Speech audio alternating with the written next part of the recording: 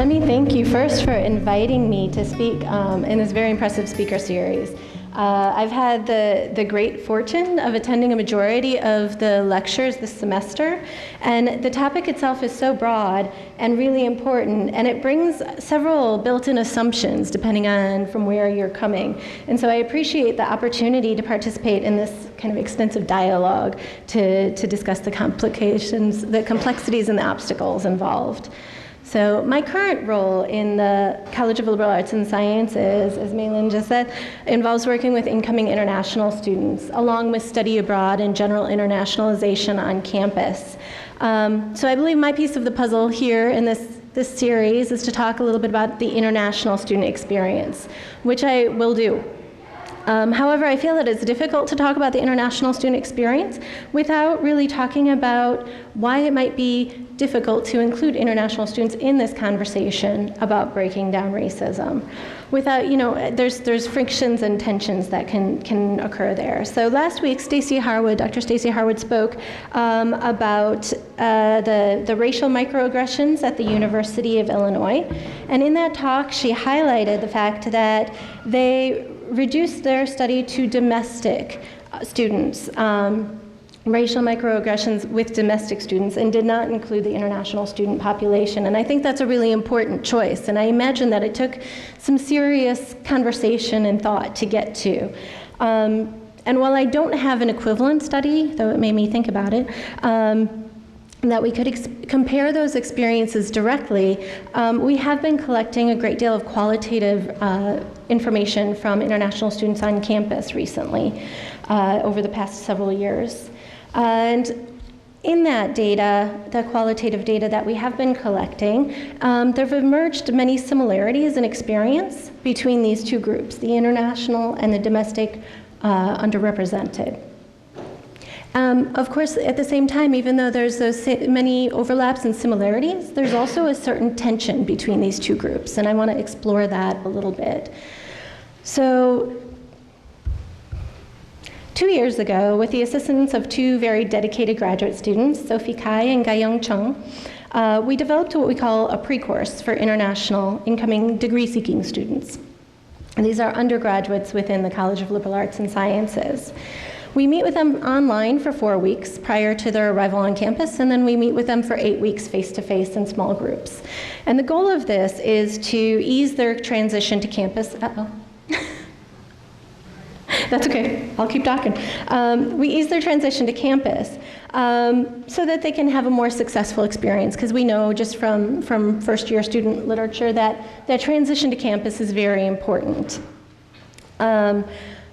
But on a larger scale, we also want to benefit from the presence of the international students on campus. And if international students don't feel comfortable here on campus, if they feel like they're guests, if they feel like they're cash cows, if they feel like there's not an openness to their perspective, or if they feel unwanted, they're not going to share that perspective, and we're not really going to benefit from that experience.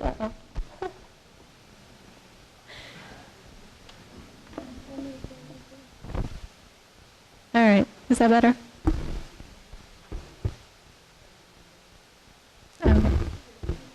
Okay, that's fine.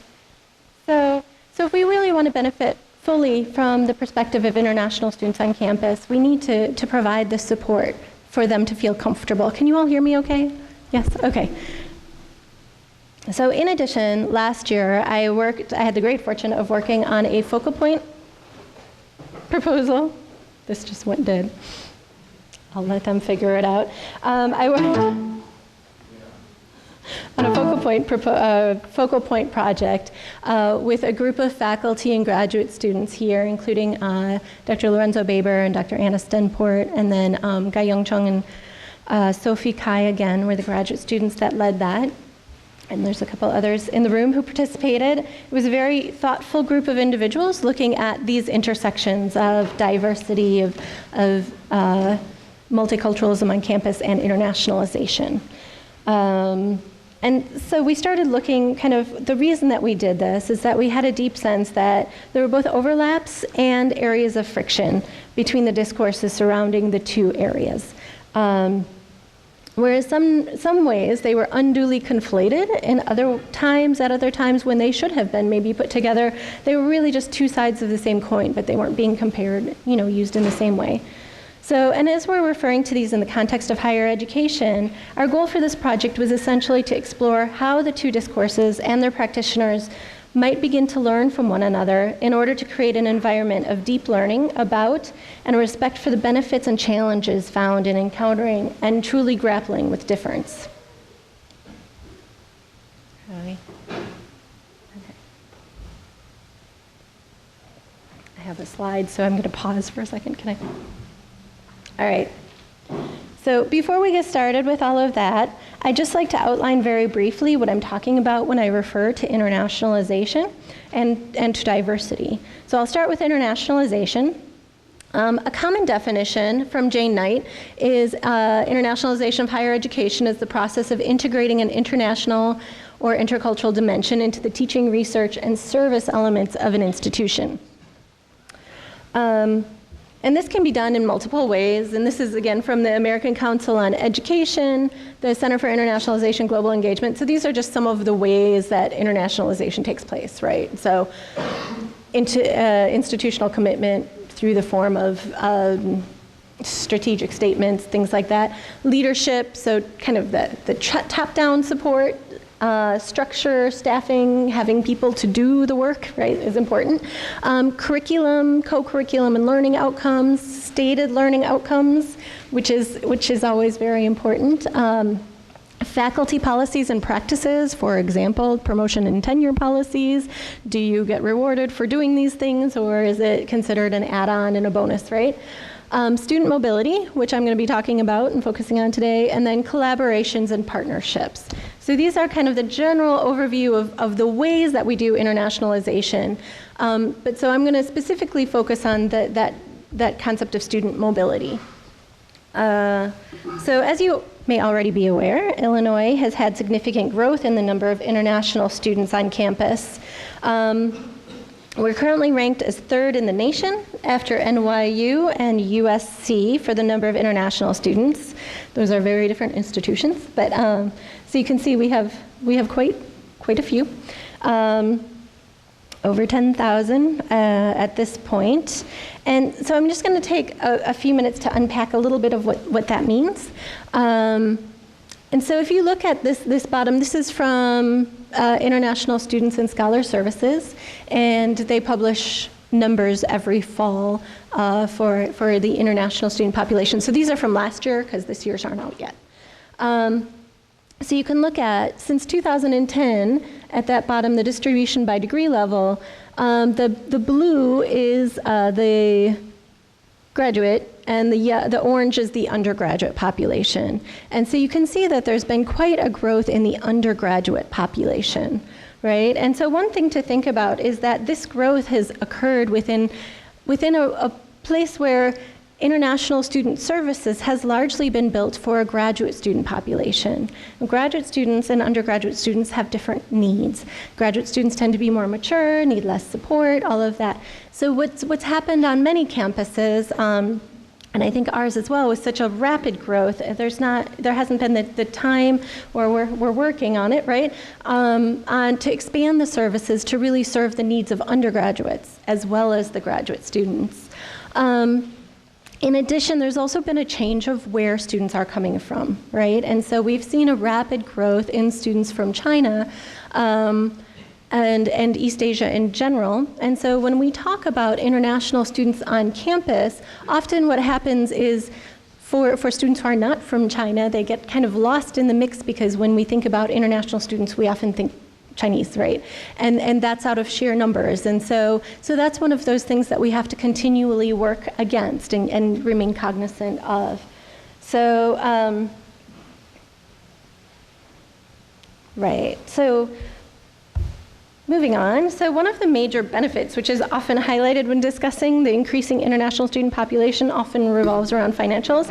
This is from the News Gazette, just recently, last month. Clearly, there's a significant impact on tuition. However, there's also the local and economic impact to consider. So this article ran in our local paper just a few weeks ago, and since then I've been noticing an increase in print and radio ads focused directly on international students, including our local shooting range, which is now hosting an international student night for students who might not have the opportunity to shoot guns in their home country. So there's that side of things as well, and when international students kind of start to see themselves as the cash cows and all of this, and so look at this. On the flip side of that, this is also where students start seeing support. They can find food they like, they can find, you know, the kinds of places that they feel comfortable in, and all of that. We have a new local karaoke club, right? So those kinds of things. So beyond this, however, we welcome international students to our campus for a variety of reasons, including those listed here. This is from NAFSA, the Association of International Educators. So I would, of course, emphasize that these are the goals, right? And this is what we'd like to see happen, and this is what we have to continue working towards. This is what we are hoping to get out of this.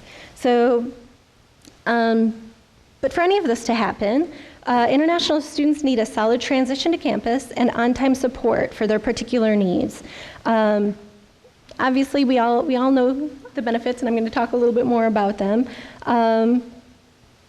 But we can no longer assume that our students are just learning from one another without, out of sheer proximity.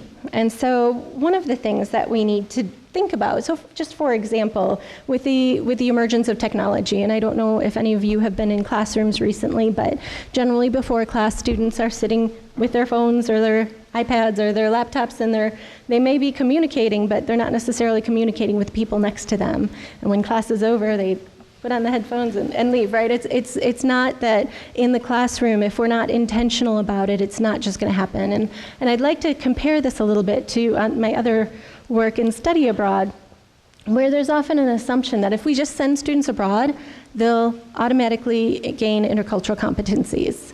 But there's been a good deal of research lately that shows that not necessarily. In some cases, students going abroad, when they're not really asked to reflect and think critically about what they're doing, sometimes what can happen is that their stereotypes are deepened, and some of those preconceptions are heightened, and it puts up a barrier against further learning. So maybe they had a fantastic time and they learned a lot, but their desire to engage in that kind of learning again is shut down, right? And so that's where we have to be very careful about how we think about, diversity and proximity, and hoping that students will just learn out of being put in the same space. Now, on the flip side of that, without being put in the same space, they can't have those interactions, right? And so that's, I guess on technology, but, there are different meaningful interactions in face-to-face.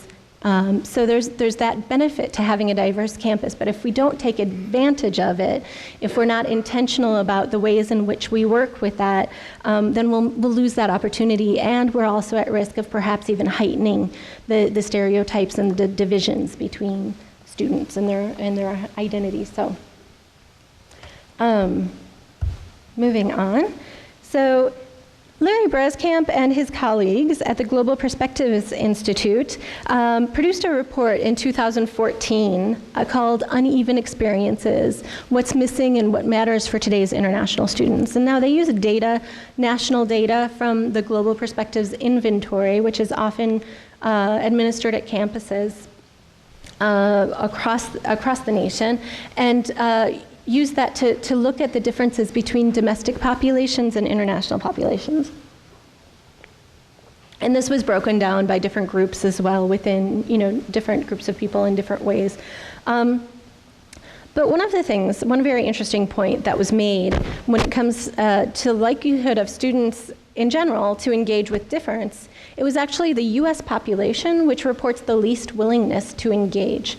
This means that even if we can overcome the barriers of language, the barriers involved in understanding the context of higher education in the US for international students, and the barriers of breaking out of one's own cultural group, there's still the fact that for many of our international students, they're entering what could be perceived to be a somewhat inhospitable environment.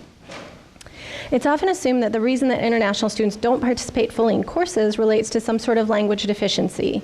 However, in our conversations with students over the past few years, it's clear that this is only sometimes the case. Very often the case is that they just don't feel that their perspectives will be respected. They feel that they've been, similar to what Dr. Harwood was talking about last week, they feel that their ideas have been dismissed as lesser, that they're assumed to have less knowledge than their counterparts. And so they don't feel comfortable sharing. So even if their language is perfect, right? So another important point, so I just, you can look there and you can see the blue line there, just because it's a little hard to read, is US students talking about their intentionality with engaging with difference as compared to international students in general, followed by the top 5 nationalities in higher education institutions, China, India, South Korea, Saudi Arabia, and Canada. And so all of those tend to be much higher than that of their domestic counterparts, which speaks a little bit to where we need to, yes, prepare international students to engage more effectively, but we also need to prepare domestic students to be able to engage with international students, again, for both sides to benefit from that opportunity. So another point that came out of this report was that international students are more likely to rate themselves as successful in integrating into the U.S. academic experience if they've participated in events or activities sponsored by groups that reflect their own cultural heritage. What this means is that they have a kind of safe space to which they're able to retreat, to reflect, recharge, and perhaps revamp their strategies for engagement and success. So for example, organizations on this campus, such as the Chinese Students and Scholars Association or the Korean Student Association and so on, they serve as important safe spaces for international students in a similar way to how the cultural houses on campus provide safe spaces to our underrepresented populations. So students who have safe spaces to go to kind of process their experiences report that they have more success both in academics and in social integration within U.S. institutions. And I think that's a really important point. So thinking about where those safe spaces are, and thinking about what Dr. Harwood was saying last week in terms of the spatial comfort zones on campus for various groups, we need to have safe spaces for everyone, right? So I want to not take too long to talk about this. So I'm just going to do a little disclaimer. This is not reliable data. I took this straight from the DMI, and it's just to show kind of a brief overview of some changes that have been happening over time. And so this is how students self-report their ethnicity on when they're applying to the university. And so you can see that there's been some changes, right? And we don't know exactly what this means. It could be that there's a difference in the way that students are identifying themselves. It could be that there is a change in the population, but what that means, we would have to kind of, break apart and examine a little bit. But what it does show to me is that there's something happening, right? And there's something happening that we could maybe look at. And so if we're talking about, so last year there was an article in the Chronicle called "Foreign Students Aren't Edging Out Locals, Numbers Show," and then afterwards, in parentheses, "usually." It included a table, and I was unable to reproduce it, so I apologize. But what it showed was the increase of international students and the decrease in underrepresented students. And it called out 5 institutions that have had significant increase in international students and significant decrease in underrepresented, and ours was one of them. And so it sparked a little bit of conversation around campus about what that means. And I think that this is where we have to be really careful, because I think we have to be very, very careful about the difference between causality and correlation. And so what the diagram seems to indicate is that there's a causal relationship. So more international students means less international, or less underrepresented, and that they're somehow causing one another. But really, I think if we look at that, if we really unpack to that, we would see that it's largely within a national and an international context, there are certain changes happening within higher education. And those enrollments are going to reflect that. And they were similar across many, many institutions. Ours just happened to be one of the tops because we have had such an increase in international students. And so that's where I think we need to be very cautious about this correlation versus causality. And so, that said, I think that also we shouldn't discount what Dr. Harwood said last week in terms of campus climate, and that we need to explore what our campus climate provides, both for underrepresented students as well as international students, in the context of decreasing state funding and all of that. So that said, I would like to, I said I would speak a little bit to diversity and the definition. And there are many, many, many that we could use, but I thought it might be useful to use this in the context of our institutional statement of diversity. And I'm just going to read it because I know this is hard to read on the screen. So, as the state's premier public university, the University of Illinois at Urbana-Champaign's core mission is to serve the interests of the diverse people of the state of Illinois and beyond. The institution thus values inclusion and a pluralistic learning and research environment, one which we respect the varied perspectives and lived experiences of a diverse community and global workforce. We support diversity of worldviews, histories, and cultural knowledge across a range of social groups, including race, ethnicity, gender identity, sexual orientation, abilities, economic class, religion, and their intersections. So the question of where do international students fit into our institutional notions of diversity, I think from this statement it's pretty clear that there's room, right? They're included in this. So the question then I think would be about, where then would the frictions occur? We have a lot to learn, we have a lot to gain. In terms of intercultural competence, when we have a diverse population on campus. So how are we going to work through that?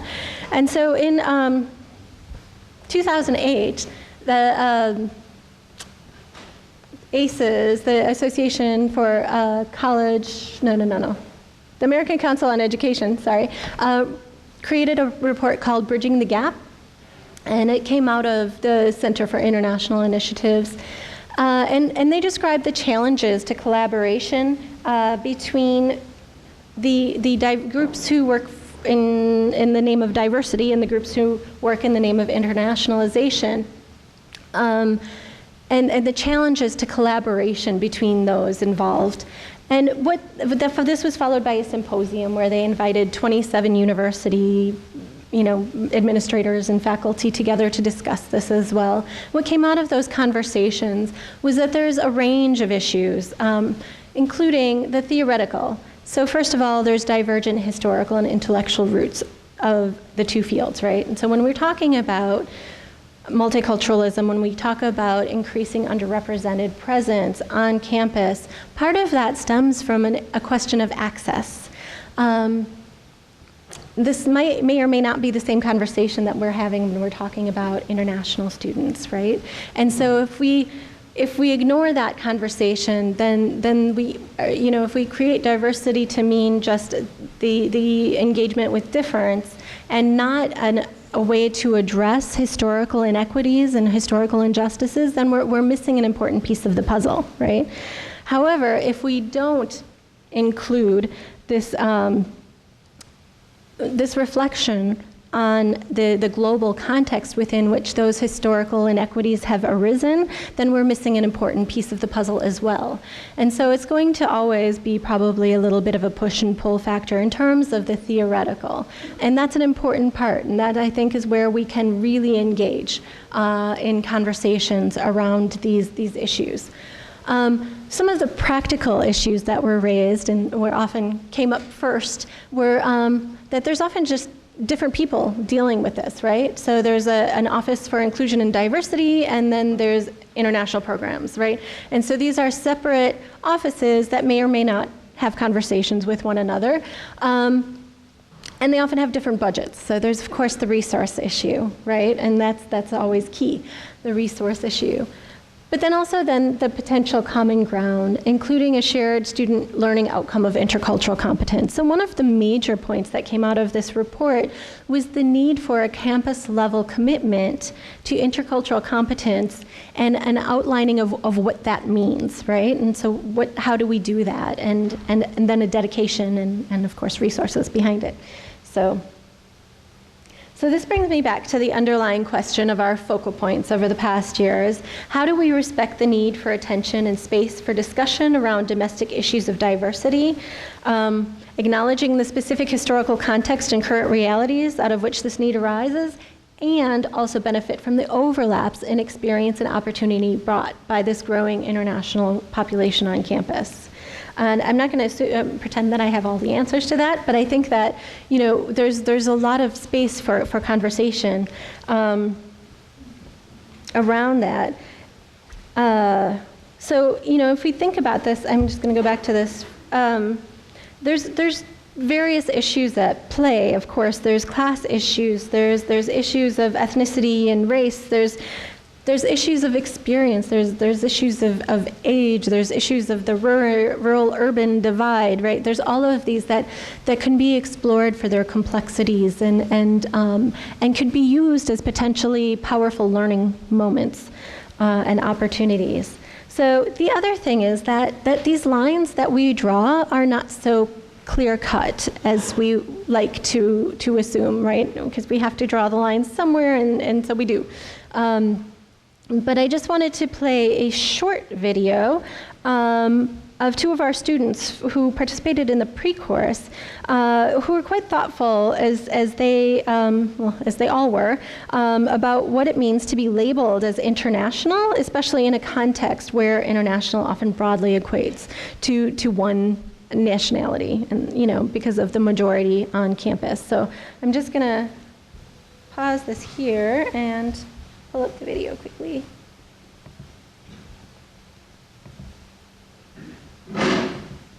One of the main things about being an international student is you kind of identify as an international student unconsciously. It's a label that gets applied to you, and you apply it to yourself, and you don't think about it until someone asks you, and you be like, well, I guess I am an international student.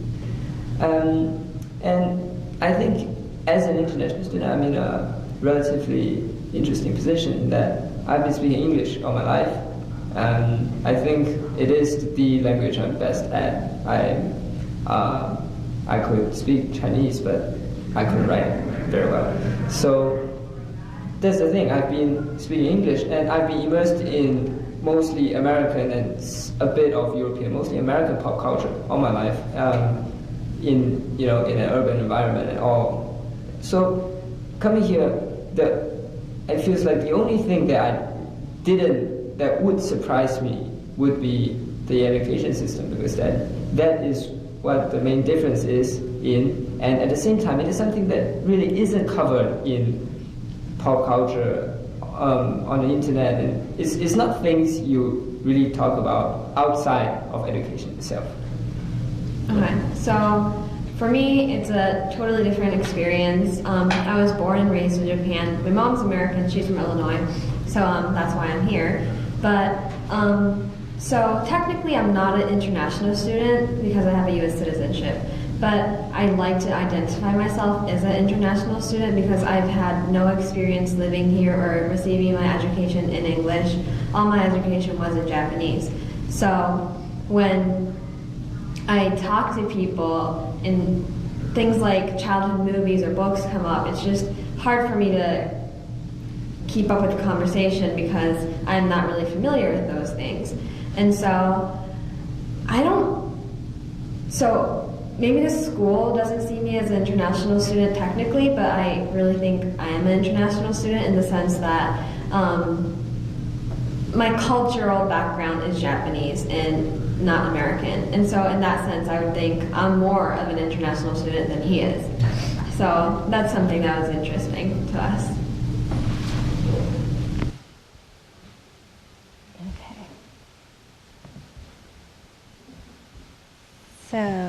So what I think that why I like that video very much is because it kind of helps us to think about how do we define international students, and thinking about how often they get put in one category, but how diverse our international student population actually is. We have students, and I hear this all the time. One of the things I get asked is, well, they all have expensive cars, right? So we don't have to, we don't really have to support them because they can afford to support themselves, right? And so what we see often is that there are, of course, across all categories, across all students, there's a diversity of experience. And so there are students that come in, they might be able to afford cars more expensive than my house, but that's okay. There's students, across the board that can do that. But there's also international students who are here and their families have come together, their extended families have come together to put together resources to send them here, right? And so they are the hope for their aunts and uncles and cousins and grandparents and brothers and sisters and, not from China, but so, that's a great burden that they're carrying with them. And what that means in terms of their choices once they get here, the ways that their focus once they're here, they might not be here necessarily to engage socially, right? They're here to get a degree and then get a job so that they can, pay off their debt to their family, all of that. So, there's such a range of experiences and a range of even within the Chinese population, right, we tend to homogenize. And, there's students coming from very rural areas, and there's students coming from very urban areas. And for them, coming from Shanghai to Champaign is a serious culture shock, right? And so they're like, where are all the people? So, they have very differing experiences. And I think that often when we talk about international students on campus, we're not appreciating the kinds of diversity within that group that they're bringing with them to campus.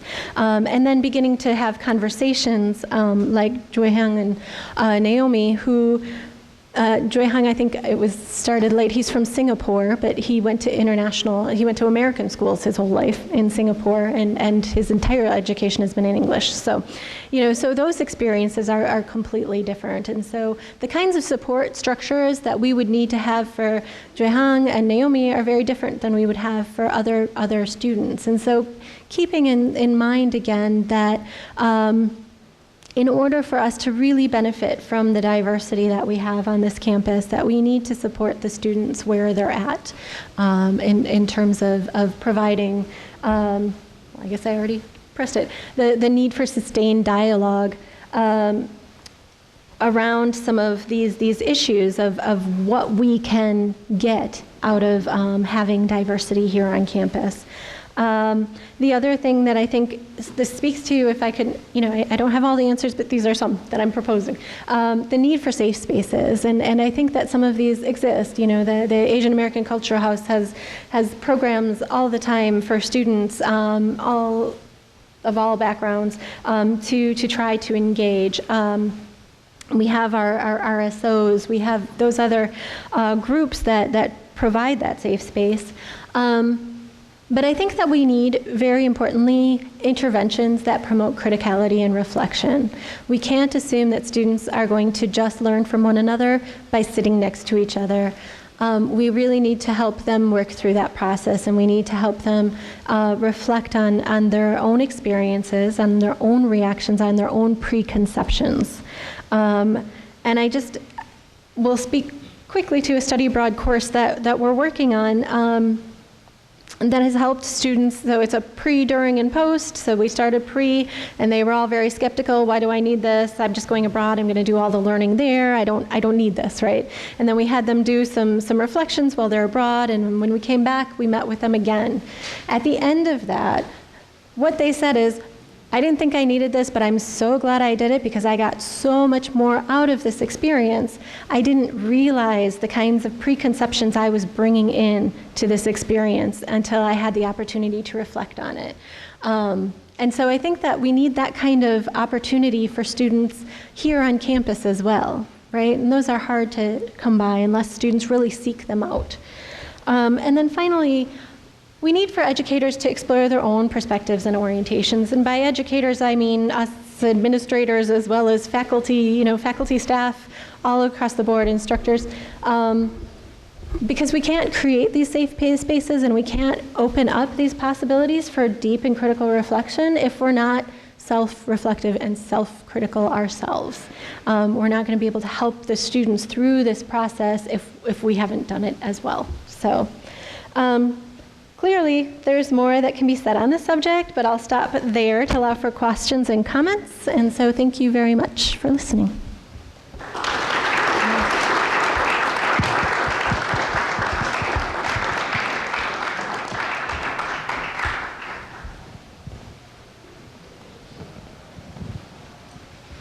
Does anyone have any questions or comments?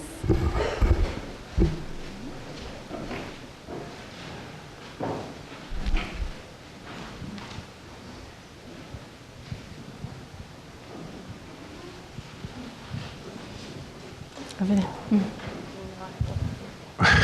You mentioned the cash cows line, and it's heartening to see a lot of the revolt against student debt, because that's really more fundamental to the inequity of the system. But I don't know if you have any insights about what kind of friction there has been on this campus regarding, the claim to diversity, and when we don't have a Project 500 anymore, and it's so clear that there's. So I don't know. I don't know if you want to share anything on that, but I'm heartened by the revolt against the current inequity, at least. The student debt. Well, that's a really, really important point, and I think thinking through. We recently instituted an increased tuition for international students. So there's the in-state tuition, there's the out-of-state tuition, and then there's an international student fee. And before, 2012, that didn't exist. And so, thinking about those huge inequities in student debt at the end of this process, I think it's a conversation that needs to take place. And if we are going to I feel like our duty as educators in a liberal arts university should include some conversation around that. And if we're not allowing students, if we're not assisting students in the process of benefiting from that diversity that we have on campus at such a price point, then we're really doing them a disservice. And I think that one thing that I know I keep hearing is we have to do what the students want. It's a market-based system now, right? We have to do what the students want, but I think we also need to be educators. And sometimes the students don't know what they want or don't know what they need yet, and we have to help them understand. We have to help them understand why they want that or what makes it important. And so, but I do feel that we're doing them a disservice if we do not address these things, and if we don't create a space where we can benefit from the diversity we have. Does that answer your question a bit? Yeah. At one point, there was real tension between the host country and colleges about essentially forcing international students to return to the host country and not allowing them to stay in the United States. Mm-hmm. What's the status of that today? Well, unfortunately, I think that's not an institutional problem. That's a problem of federal immigration policies. There have been more opportunities created through what they call OPT experiences. But interestingly, the students in STEM fields are allowed to stay on for, and I guess coming up it will be for almost up to 3 years. Currently it's a year. And they have the opportunity to stay on longer if they're in STEM fields as opposed to other fields. And so they are looking at kind of the economic needs of the country and determining it that way. And again, I think that's creates a different sense of inequity, but it's not anything that we have control over here. It's just that's the way that immigration policies work. And I think we could probably advocate for that to change. But it's true, you know, if companies want to hire international students, they really have to jump through a great deal of hoops to make that happen. And so at larger corporations, they might have those opportunities they might have somebody designated to that, right? But at smaller, medium-sized, smaller companies or nonprofits, they likely do not, and maybe don't have the human resources needed to get to that point. And so again, that kind of puts those organizations at a disadvantage in terms of recruiting that talent and those ideas and those perspectives. So I wish we could do more.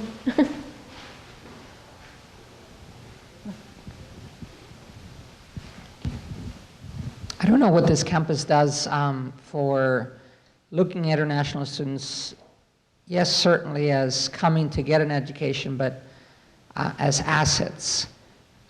St. Louis, through a regional collaborative, is facilitating through the campuses, through the universities in the area, a way to do more than practical training, that is placing the students within companies in the area, because the students already bring in both language and culture, market knowledge of the other countries where they're from.